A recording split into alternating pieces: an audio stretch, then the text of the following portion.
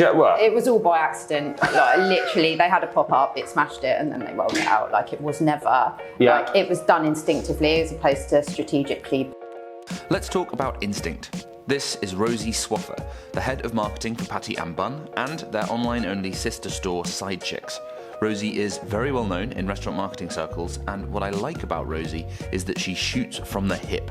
Here are her thoughts on the marketing jargon surprise and delight, for example. I hate the words surprise and delight, like such a wish, like, can I swear? You can swear, yeah. Such a marketing term, like. What I had wanted to talk with Rosie about was hiring your first marketer. What should you, as a first marketer, achieve in your first term? And how can restaurants adjust to the transition of having a new business pillar and a new way of thinking about their customers? Patty and Bun had reached a relatively mature 6 sites before taking the plunge, but I also found myself learning about the value of instinct in social positioning as Rosie set up her stall. How did you conceptualise? You were coming to Patty and Bun. What did you want to achieve at the start of your? I wanted to absolutely.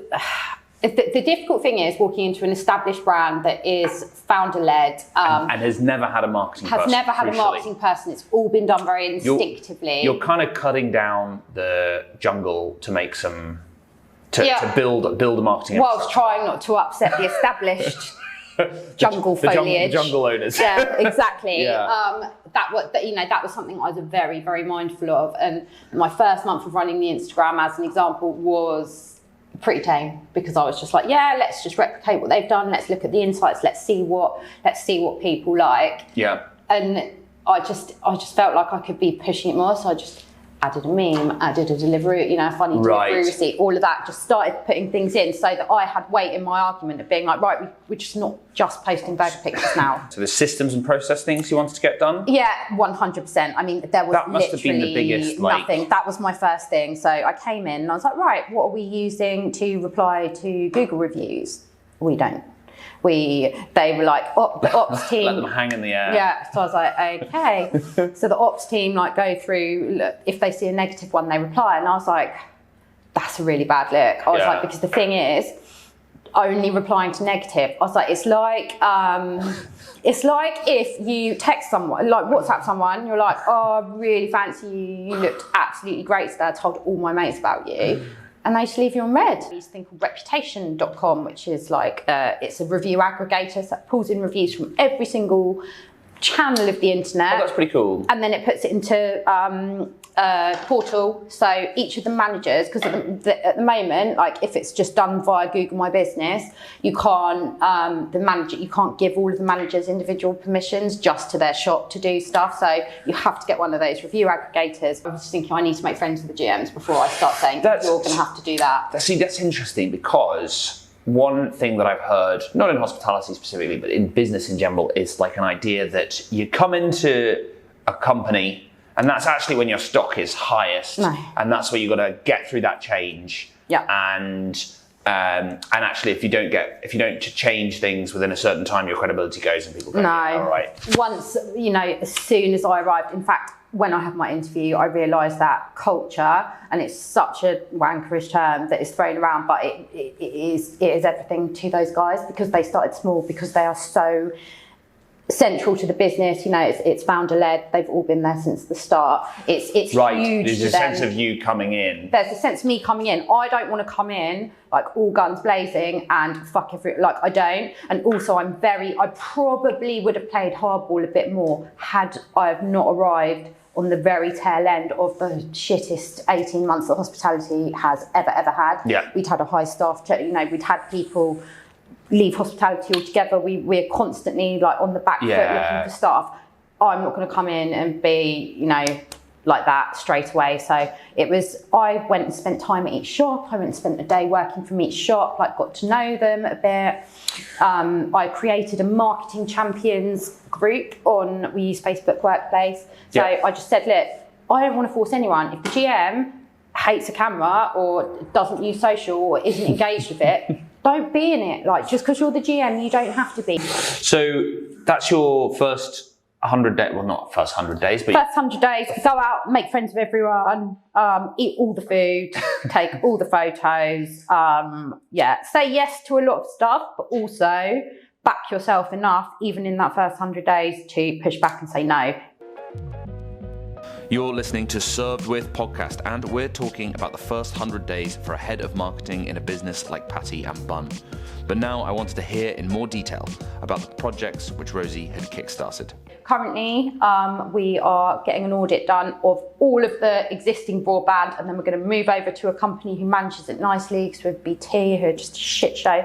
So once we've done that, like the way this is going to work is we're going to get customer Wi-Fi. Yeah. As soon as that happens, start collecting all that data, then we're going to funnel it into Airship. Yep. And Airship allows you, Airship actually integrates with our till system, which is incredible. It already does. What's your till system? Centegra. Okay. Centegra.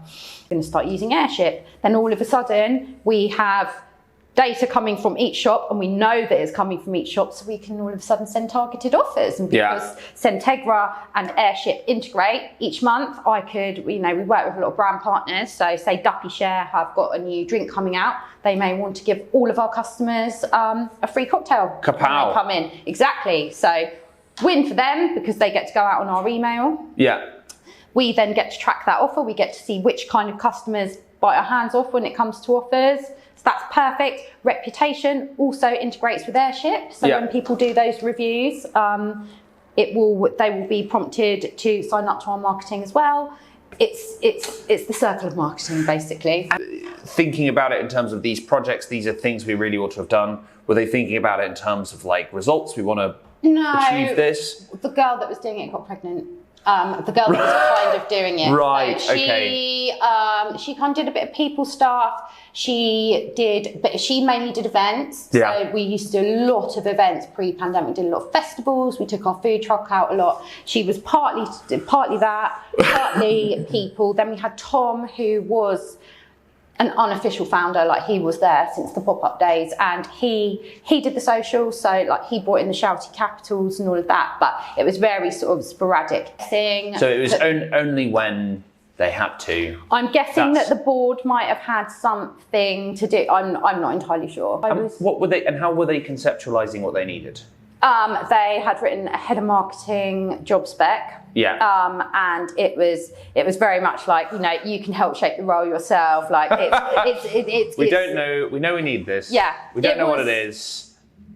Come and impress us. Exactly. Someone sent me the link to the job ad on LinkedIn, and it was something like 98 applications, and I was like, oh fuck, I'm gonna have to really do something mad here. So I sent them a bouquet of balloons in the shape of burgers and chips, with a big bag of penny sweets and a letter basically saying, I don't want to be your side chick, I'm the Patty to your Bun. And then I was like, and he said, what, any other questions from you? And I said, what does your head of marketing? Do I said that. I did go with that. Yeah. I always think that's a bit of a corny line. Yeah. It wasn't that exact wording. Something along the lines of.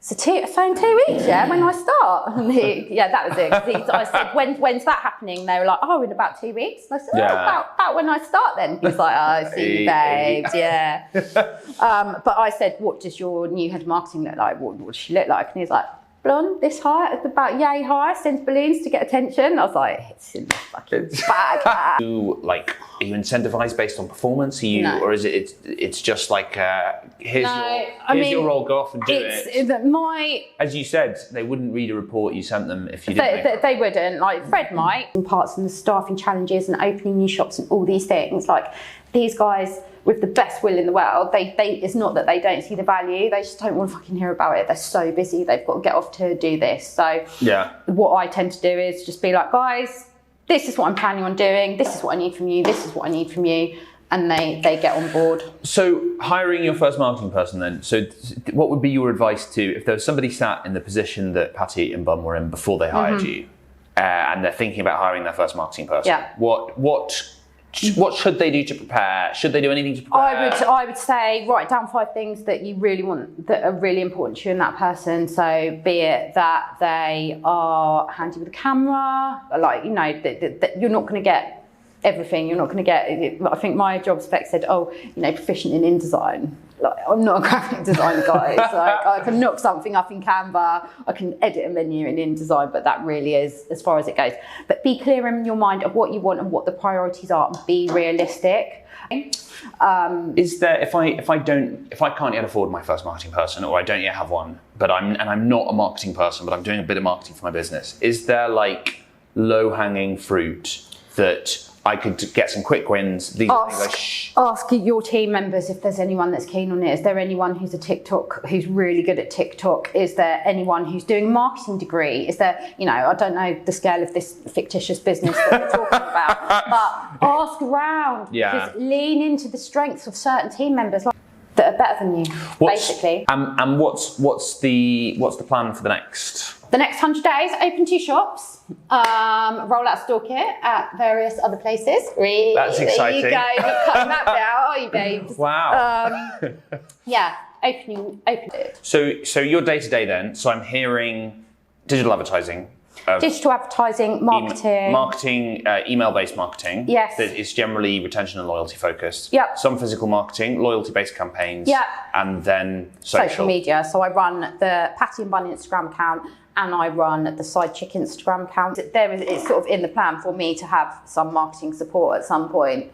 But I don't know if I could hand over the social media. And I feel like that's one of the things I would need to hand over if I was bringing a marketing manager. It's a bit unusual for the head of marketing to be doing it. Yeah. But I'm very... If that's the most important thing in the...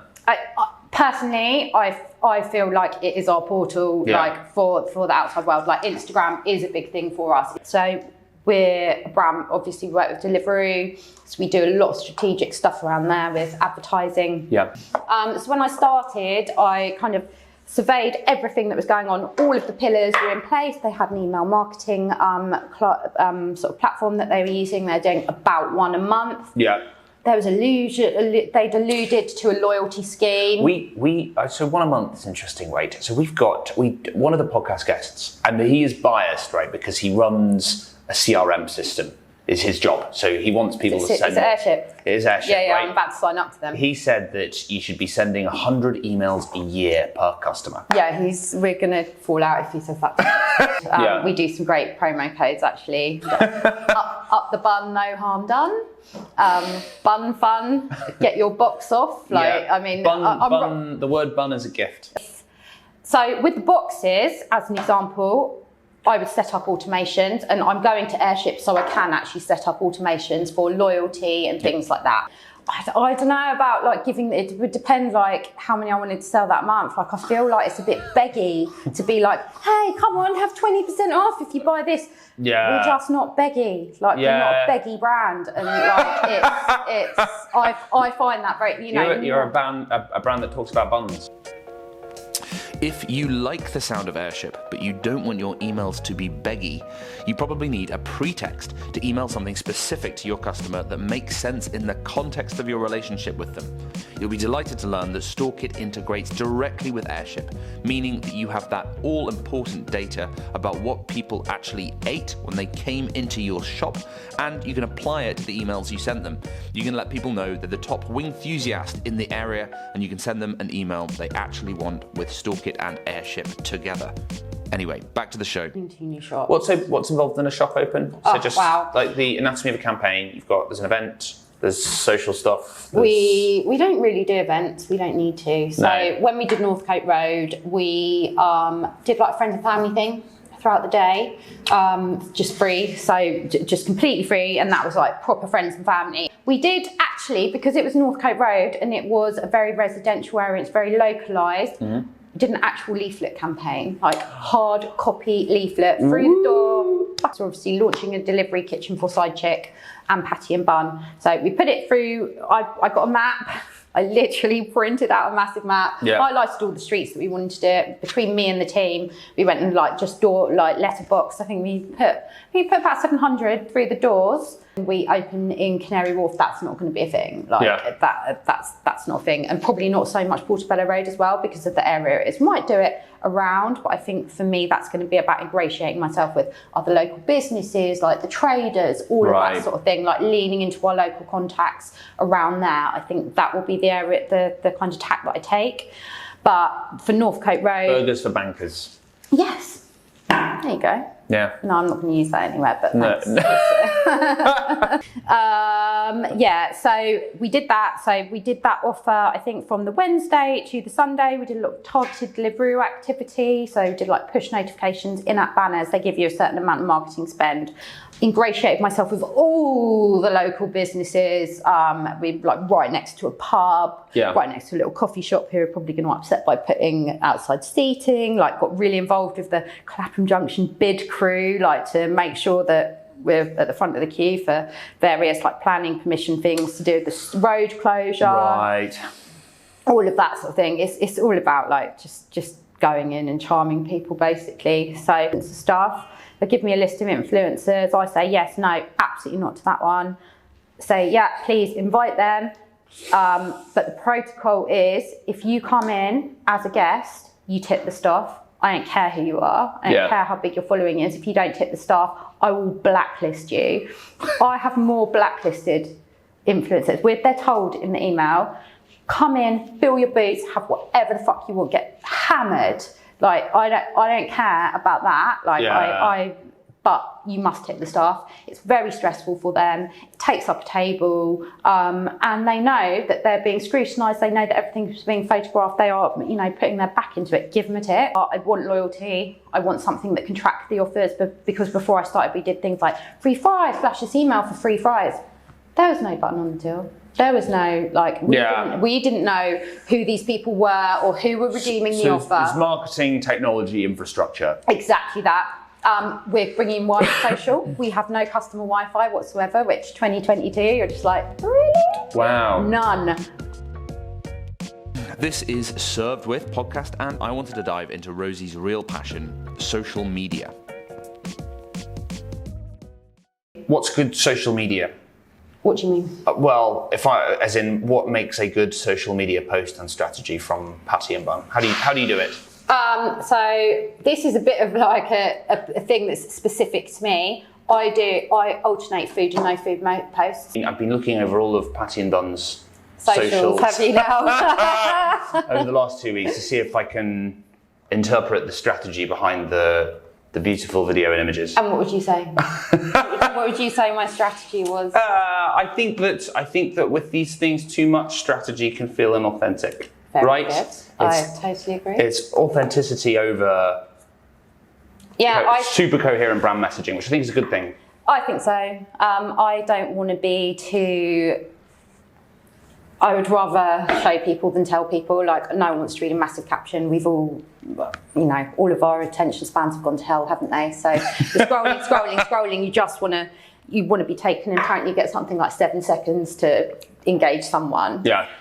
I do a big mixture. I do sort of burger shots, I do the reels, I do, funny delivery receipts is something that's absolutely killed it for us. We have a surprising amount of people who order a singular sauce pot. Yeah. That's it, on delivery. What a baller. Another one we had was 14 bottles of water pre-ordered at 6 a.m. and you can only imagine the kitchen party and the dry mouths that were happening. And they're like, yeah, sick, we'll order 14 bottles of water. There's a tube map. Yeah, look at that, with all of our shops. Like, that was my idea. I did a tube map once. Oh, yeah. It was good. Just stuff that's funny, that's... Funny, but I don't want to, be trying to be funny. Do you know what I mean? Like, I don't want to be like, It's like surprise and delight. No. You actually do want to surprise and delight people. But the idea... No, I'm not surprising and delighting. The word makes you feel ill. Honestly, my toes are curling. Because it implies trying to do it. Yeah, like being a bed. Makes it inauthentic. I couldn't bear to be... I try to jump on, topical things. So, mark safe and calories on our menu today because we're not 250 employees. You like that? I do like that. Well, I know a lot of people. So we've adjusted our menus to make sure that businesses that require it can turn on calories because we're compliant, of course. But I don't really like the law. I don't think it helps the people that wants to help. If you're vulnerable from eating too much, you're probably not counting the calories. It will end up being people who are counting the calories too much? I just don't want to know. Like, I will have to leave my job when we hit 2. I've never been so glad to be understaffed, actually. Seriously. How many employees do you have? Just under 200 at the moment. Right. Yes. So you are actually in danger of the 250. Not yet. Not with it. I mean, I don't know if you've heard, but there's a hospitality staffing crisis at the moment. So. What I like about Rosie is that she knows what she thinks about calories, about social media, and about restaurant marketing in general, which might be the most important attribute of the first marketer in a business. Are those the kinds of people who normally get into marketing? To finish, I asked Rosie, why did you decide to pursue restaurant marketing as a career? Because I love eating and getting pissed. That was Served With Podcast, and you've been listening to the inimitable Rosie Swaffer, head of marketing at Patty Bun, who is telling us about her first 100 days at the famous burger restaurant. If you're considering a career in restaurant marketing, prepare for your interviews, buy balloons, but there's no replacing that core passion. Literally, like how it's been like. Good. Yeah, Cool. yeah. Well. It's literally my skill set. Like, honestly, it's quite something. Served With is brought to you by Stalkit. The Stalkit pint map of the Tube, which showed the cheapest pint in the pub closest to every tube station, was published in 2019 and seen by 5 million people. It was reported in the Daily Mail, the Londonist, the London Evening Standard, the FT, Secret London, who told us that it gave them their biggest traffic day of all time, with 100,000 hits over the first week. If you want to look at the map, well, you can't until our new website is online. But you can read the London Evening Standard story write-up or any of the others which are in the description of this podcast. Also mentioned in this episode, Dan Brookman is the CEO of Airship. He holds the double distinction of managing one of the greatest software businesses in hospitality and, perhaps even more impressive, being a previous Served With guest. Find Dan's advice on how to market your restaurant from scratch in the very first episode of Served With. Finally, Patty Bun are opening a site in Portobello Road this week. I'll be heading down to stuff my face with an Ari Gold burger, and very soon I'll be ordering via Stalkit. A huge thanks to Rosie and everybody in the Patty Bun team.